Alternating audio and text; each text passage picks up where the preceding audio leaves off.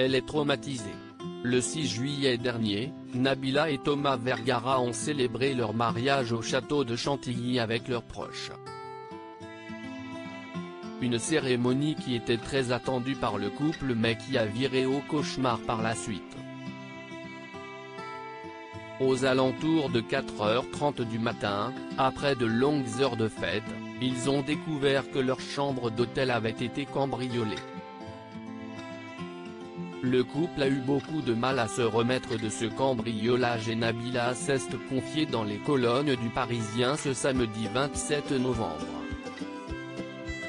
Je préfère oublier ce cambriolage. Je n'ai pas envie que cette date si belle reste comme celle du cambriolage, a-t-elle d'abord affirmé. Je m'en fiche du matériel, si est surtout le choc de savoir que des inconnus sont entrés dans ma chambre, alors que mon fils était à côté, a-t-elle poursuivi. Depuis, l'ancienne candidate de télé-réalité a pris une décision radicale: j'exige systématiquement d'être au dernier étage quand je vais à l'hôtel. Si est devenu un traumatisme. Et j'ai aussi renforcé mon service de sécurité, a-t-elle conclu. Si elle souhaite oublier, Nabila prend toutes les précautions lors de ses déplacements. Elle s'est dévoilée. Nabila est à l'affiche d'un documentaire intitulé Nabila, sans filtre et diffusé sur Prime Video. Dans celui-ci, la jeune femme a été très transparente concernant son quotidien. Amazon souhaitait célébrer mes 10 ans de notoriété.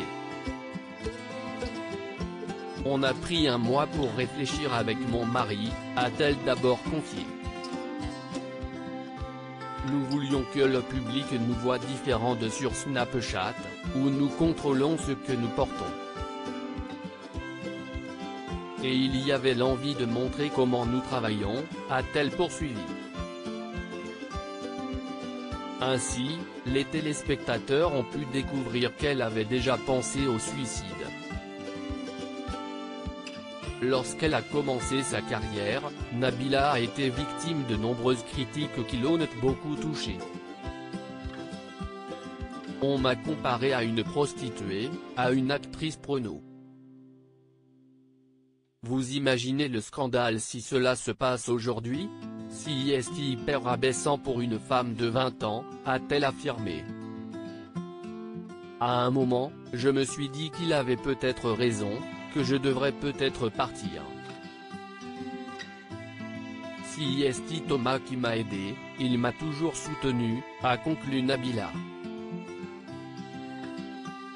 Nabila, pourquoi a-t-elle souhaité évoquer la soirée durant laquelle elle a poignardé son mari? En novembre 2014, Thomas Vergara a failli perdre la vie après avoir été poignardé dans le dos. Un geste qui a valu à Nabila une mise en examen pour tentative d'homicide, suivi de 5 semaines d'incarcération dans le quartier pour femmes de la maison d'arrêt de Versailles, Yvelines. Si tous deux ont souhaité oublier et passer autre chose, ils ont toutefois évoqué cette soirée dans le documentaire. Je ne ressentais pas le besoin de le faire car nous en avons fait le deuil, a indiqué Nabila. Mais si nous ne l'avions pas raconté dans ce documentaire, les gens n'auraient pas eu toute l'histoire, a-t-elle conclu. Loading DJ.